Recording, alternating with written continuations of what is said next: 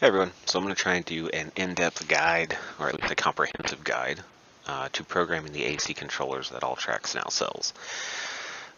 So we're just going to start at the very beginning. When you want to program the controller, the first thing you have to do is download the software. So open up your web browser. As you can see, I use Firefox. Come up here, and you want to go to alltraxinc.com, INC like incorporated. Once you're on their website, you just hover your mouse over software, and you want the AC Toolkit. The Alltrax Toolkit is for the XCT, SR, and SPM line of controllers. We will go over those in a separate video. Come over to here, and you're going to see this big blue button that says Download PC Software. Right now, it only works on Windows computers. If you have an Apple, then you have to use an iOS phone or an Android phone. And currently, the Bluetooth is only on the iQ and TXT48 controllers. It will be on board with all the other controllers in a couple of months, as far as I'm aware. So anyway, click the button, download the software. Once you download it, you can just double click right here, and it will begin running the install. If you get this screen, click More Info and Run Anyway, and it'll start working. On some computers that aren't kept fully up to date, you may get an issue where after you do the install, it tells you need to update your .NET framework. Just go through the steps you see. It'll download the update to .NET framework, and then the program will start to run. I already have it installed, so I'm not going to go through this. Once it is installed, come to your desktop. You'll have this little icon that looks like a picture of an A. Double click on it. And now we're into the Alltrax Toolkit. So if you're not connected to a controller, you get a blank screen. And if you haven't received your controller yet and you just want to play with the software, you can come down here to Preferences, click Demo Mode, and then the controller will basically create a fake RxV controller for you to play with and adjust settings on. Now, the RxV has some unique settings that you will not see if you're doing an AC conversion kit. I'll just very lightly touch on what those settings are and how they affect you. But for the most part, we're going to be focusing on the conversion settings because those seem to be about the most common that you're going to run into right now. Now, since we're already here on preferences, I'll just go over this really quick and show you what you can do here. App theme. So this is whether or not you're viewing the screen as light or dark. I like dark, it's easy on my eyes. You can do whatever you want. Font size allows you to turn the fonts up and down. So if you don't have the greatest eyes anymore, you can crank up the icon so it's easier to see, or if you just have a very small screen. Use miles per hour. kph is just what it sounds like. If you want to see your speed in freedom units, you want miles per hour. If you want to see your speed in communist units, then you want kph. Then you want kph. Show advanced settings. It gives you a new tab over here. I don't recommend using this as most people aren't knowledgeable enough about the internals of an AC system to be playing with anything found in the advanced settings, and I am not going to be covering them in this video. Demo mode is what we're doing right now. Slow USB. Some computers have USBs that aren't 3.0 still, and they don't handle high-speed applications very well. So if you get a problem with the controller constantly shutting off every time you try and store the settings, switching over to a slow USB is a good idea. The set time will take slightly longer, but it will be far more reliable and it'll stop shutting off on you every time you hit store settings. Auto start monitor file, leave this off. There is a feature where you can record everything that happens, but if you leave this on, it is just going to be constantly filling your computer full of information that you don't need or care about. Load snapshot is really only used by the guys at Alltrax. We'll cover what it's about in a little bit later. Now, if you get the controller, it's going to be limited to about 25 or 28 miles an hour out of the box. And if you want to turn it up faster than that, like into the 40s or something, you will have to come in here and click Sign into Toolkit, and you will create an account. And then when you try and turn up the speed, it'll give you a warning telling you that this is dangerous, you're taking your own risks. Once you agree to that warning, the program will stop bugging you every time you try and make a change. And then here it just shows you what the what version of the toolkit you have. Once you are signed in, it'll say, hey, welcome, so-and-so, you're signed in as you. Now let's go over to the controller info tab. Here you can see if there's an update available for your controller. Because I'm in demo mode, it says there's an update for the controller. That's because there's no controller hooked up. Anytime you see these pop-ups, if you hover over the warning, it'll tell you what that warning is.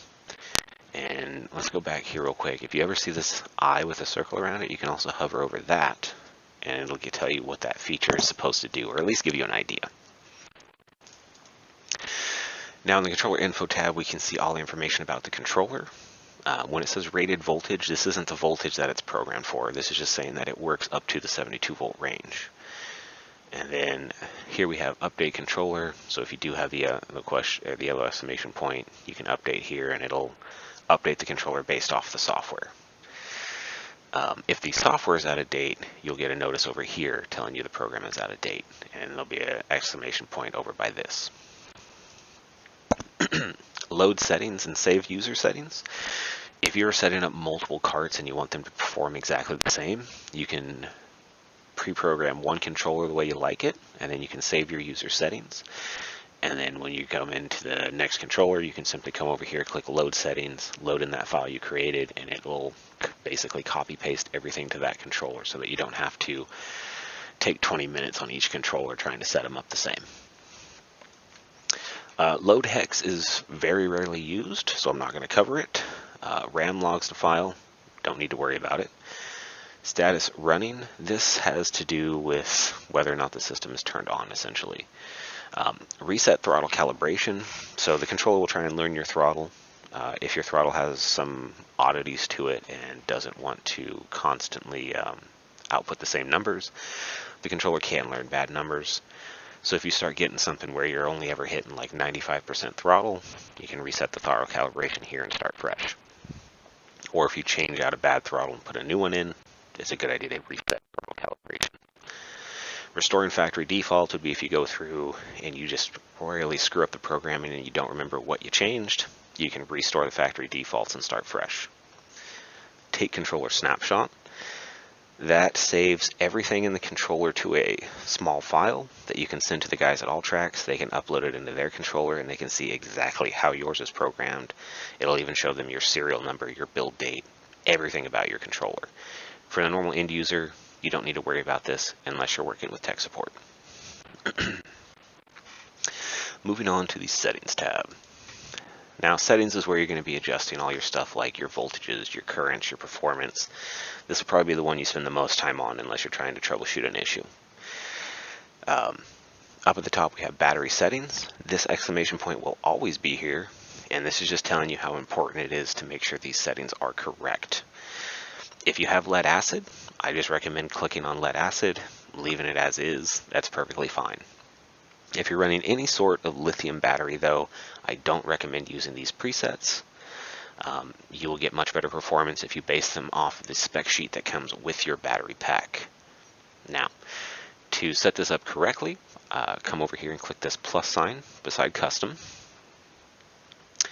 Input threshold helper. What this means is that anything we set here in this section is a master setting. So if we limit something here, we cannot turn it up past that point down below when we're adjusting performance. Key switch input threshold is the minimum voltage the controller will turn on for from the key. It's not the actual low battery setting, it's just in case you're running a 12 volt or 24 volt key switch and a 48 or 72 volt system, you can come in here and make sure that it'll actually accept that voltage at the key. Low battery is the minimum battery voltage, or is the minimum voltage it'll accept from the battery pack itself. So if you have low battery set at 38 and your battery is sitting at 37, the controller will throw an alarm. High battery is the maximum voltage the controller will operate for. Again, if you have it set to 62 and your battery is reading 63, it will not operate and it will throw an alarm. When I say alarm, I'm referring to a blink code, not an audible alarm.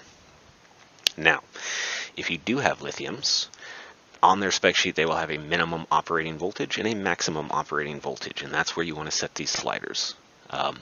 Generally speaking, most lithium packs, you're going to want to set this to 41. You can highlight the number and type it in, or you can manually move the slider. If you are using a laptop, I highly recommend just typing it in it will save you a lot of frustration. Again, generally speaking, most of the lithium packs out there, you're going to want to have a high battery of 59. They'll say their max operating is something like 58 or 58.5. Giving yourself that extra half volt just ensures that if the BMS accidentally allows a little excess charge on a full charge, you're not having to sit there and wait for the battery voltage to come down before you can drive the car.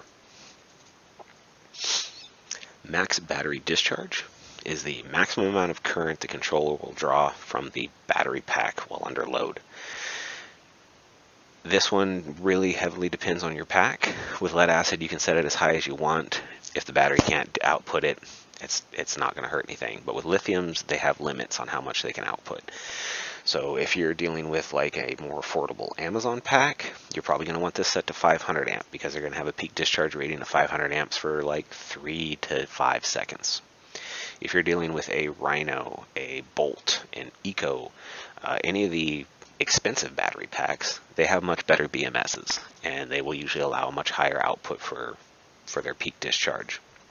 So with a Bolt pack, I would set this at like 600. 650 if you're really trying to impress people.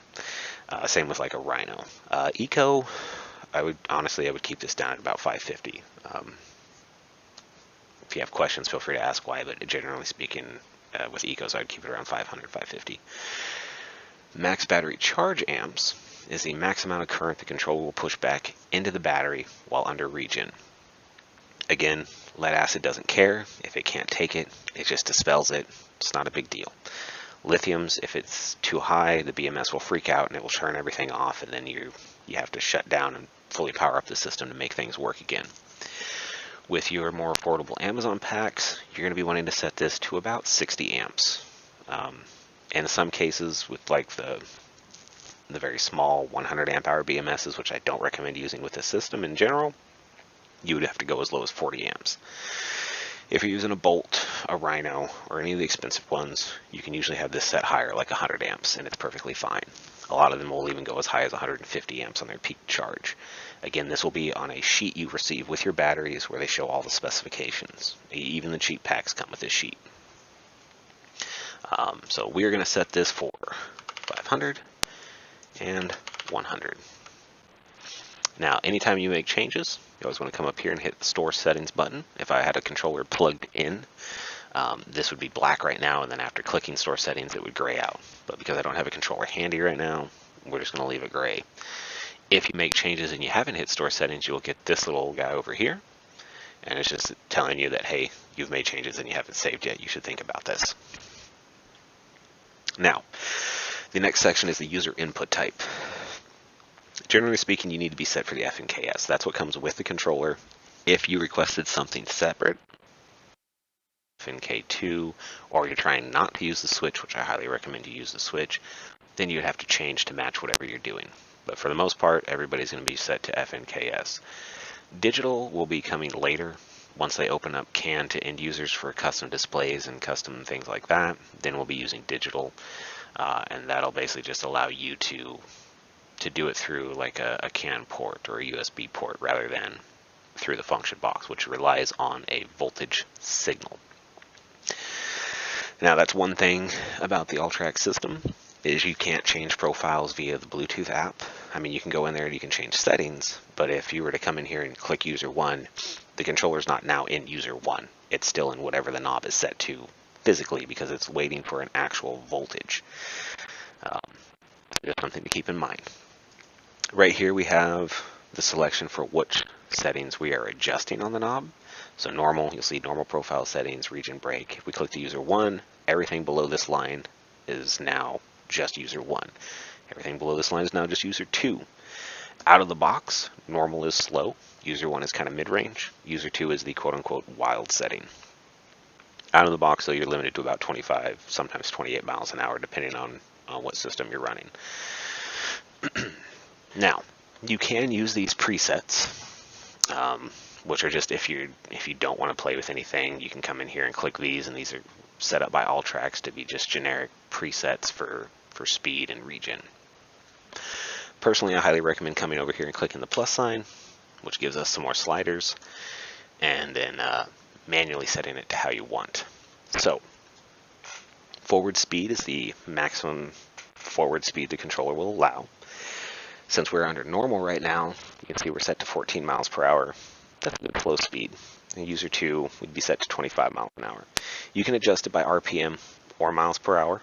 Now the miles per hour is determined by your gear ratio and your tire size, which is set under application. So you want to make sure those are accurate, otherwise your miles per hour is not going to be accurate. Reverse speed is how fast you can go backwards. If for some reason you want to go full speed backwards, feel free to crank it up. It is possible. It's dangerous, but it's possible. The reason why we have two numbers over this one and only one number over this one is because the two numbers are your minimum and maximum for your regen knob. The regen knob on your function box can control regen, speed, or acceleration, or all three if you want to for some reason. I personally would recommend running each profile as your main limiter on top speed, using your regen knob to control acceleration, and then I always just set the same regen settings for all three profiles because I'm never in a situation where I need to turn regen up and down randomly. If you are, feel free to set it as such, but I'll be doing these instructions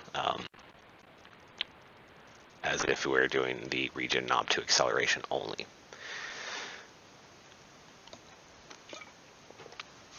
Now we have motor phase amps. This is the maximum amount of current the controller will draw from the motor to do its job. I would just say leave this at 650 for the most part. It's a potential slider, not a all-the-time slider. Battery discharge is the max amount of current the controller will draw from the battery pack to do its job. Now you notice it says 650 here because that's the controller limit, but we can't move the slider past 500 because we set a hard limit at the top of the screen. On your normal setting, I honestly would run this down at about 300. It will just help prolong the life by making the controller use the motor more than the battery. Because with these systems, these AC systems, if you're running full speeds, they draw a lot more current than the DC would. Positive speed rate is your acceleration rate. This is how quickly you're going to take off. Now you can see right now we're set to the user 2, which is our wild setting, and it's cranked up. 60% will try and lift the front wheels off the ground. 75% to 100%, you're honestly not going to notice much of a difference because it's how quickly the controller is trying to apply power to do what the throttle is demanding of it. So it's like a difference of 10 milliseconds between 75% and 100%, so not something you're usually going to feel.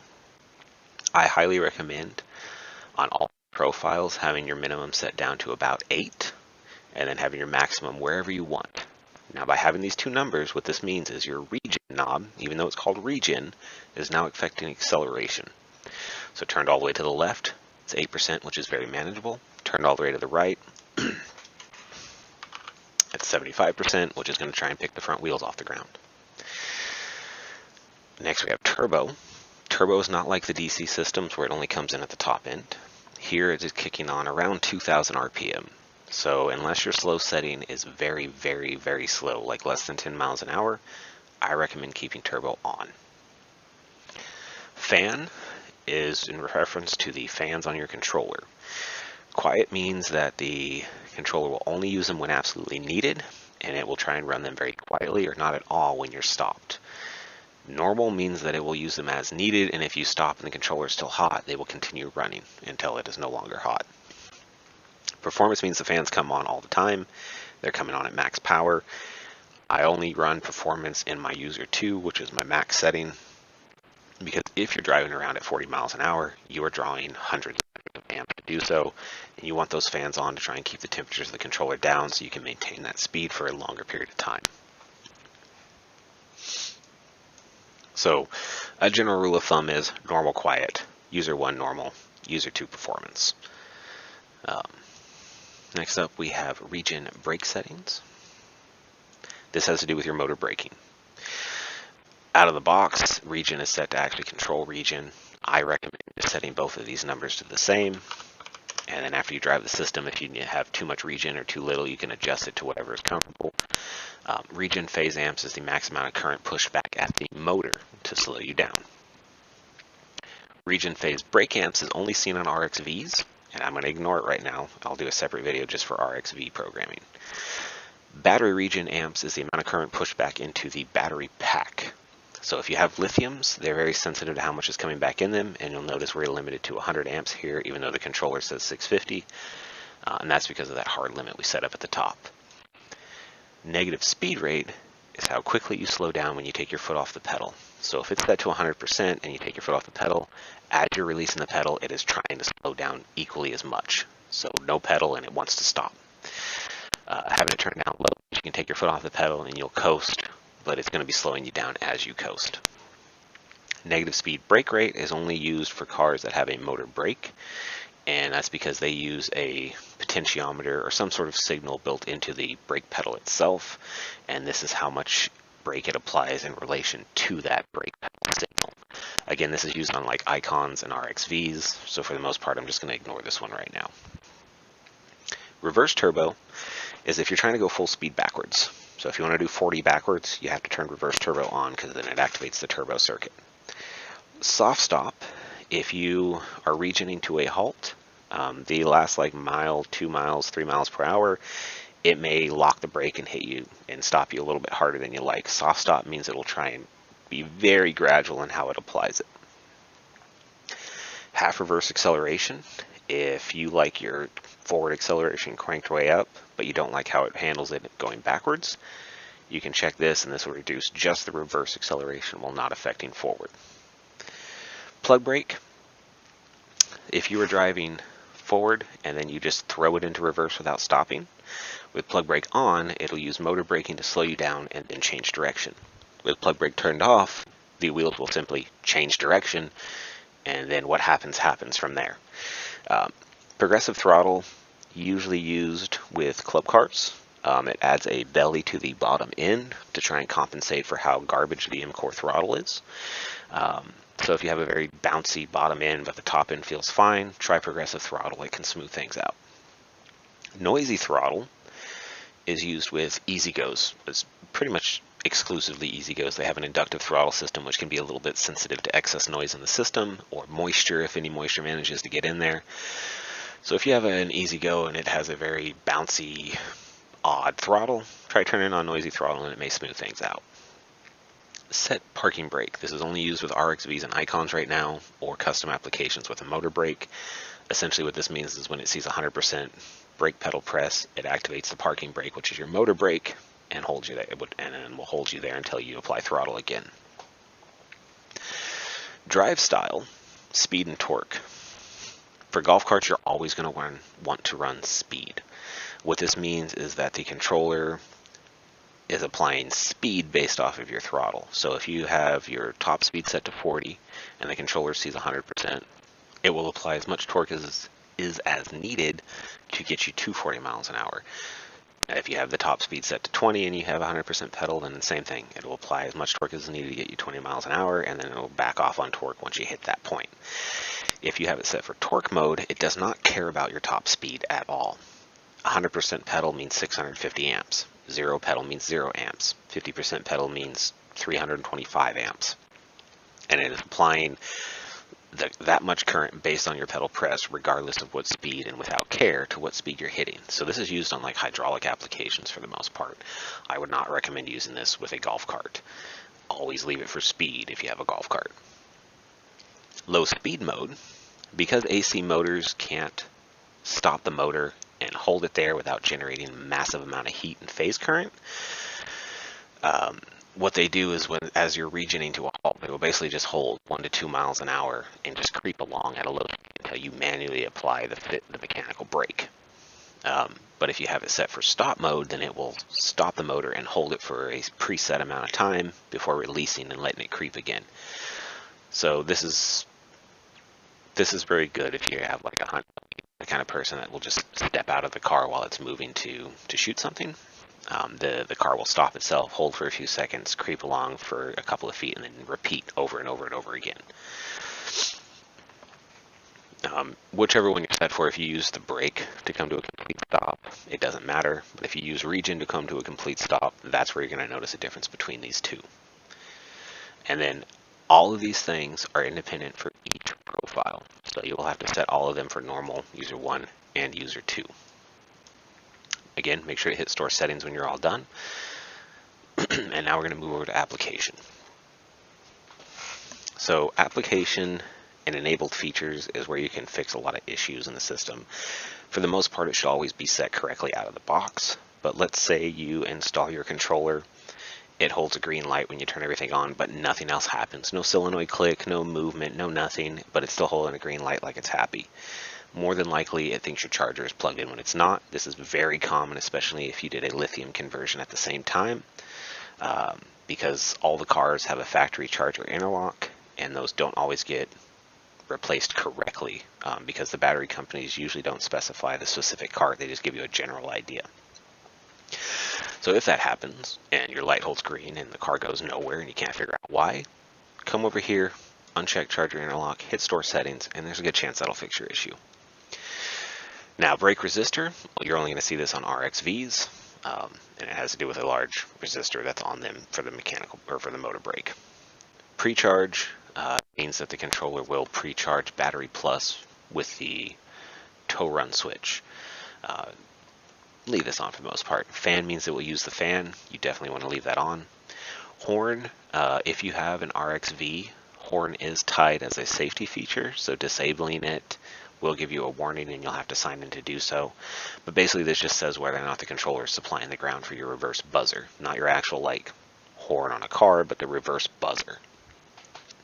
HPD stands for high pedal disable. What this means is if the controller sees too much throttle just sitting there, it assumes that you're pressing the pedal and then turn the key on, and it will refuse to move. If you have a throttle that starts off at like 10% for some reason, you may trigger this alarm, and then you can come in here and you can disable it so you can still drive the car with your janky throttle until you replace it. Foot switch input, you're going to want to leave, most of these you're going to want to leave on because they're required, but if you had a custom application that didn't use a foot switch, it just turned on and ran, you would get unchecked foot switch input and it no longer looks for it. Brake switch is used with RXVs and icons. Every other car is not going to have that. Tow run is essentially your master on-off switch in most vehicles. If you're not running a tow run switch, you can turn it on. Same for forward reverse. User 1 and user 2 inputs would be if you're doing a custom user 1 and user 2 toggle switch and you're just supplying power to the pins on the harness. This is so you can enable or disable that feature. Stall detect would be if the controller sees, like when you hit the pedal and there's too much current spike, it thinks that it's stalling and it'll throw an alarm. Roll detect would be if it sees any sort of movement from the motor. So if you have kind of a bad connection on your speed sensor, it may trick it into thinking it's moving and it'll lock you up. These just allow you to disable those. Leave input bias alone. What it does is it changes all the positives, like your key switch, your foot switch, your forward reverse, to negatives. So now instead of looking for a positive, it's looking for a negative.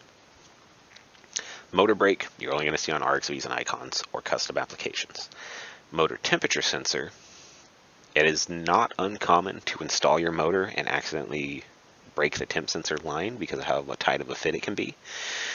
So if you're having an issue and the car doesn't want to move, and over on the monitor tab it says your temperature is 0 or like negative 160°C or positive 160°C, something that's just astronomically incorrect, you can turn off the motor temp sensor and still drive the car. It's a good idea to have a motor temp sensor because you can get much better performance if the controller knows how hot your motor is getting. Reverse speed sensor. So if you try and drive the car and it's acting goofy and you notice on the monitor that your RPM keeps going into like negatives, checking reverse speed sensor swaps the wires on the speed sensor. This can commonly happen if you like are extending the harness yourself or doing a custom motor and you have to cut and splice wires. So this just prevents you from having to re-splice your wires. Swap phase wiring. If you get your U and your V wires mixed up on the motor, it may try and go the wrong direction. And swapping the phase wiring just allows you to do that digitally rather than manually by actually going down there. Speed conversion. So this should be preset for your car unless you have custom gears. but you do want to come in and make sure that your tire size is always correct. Now, when they say tire diameter, they mean how tall your tire is from the ground to the top of the tread. They don't care about your rim size. It has nothing to do with your wheels. It is your tire size. Factory tires on most cars are 18 inches. RXVs are a little smaller. So if you have a club car and you just did your conversion and you still have the stock tires, it's 18. If you got great big off-road tires, they're probably 23.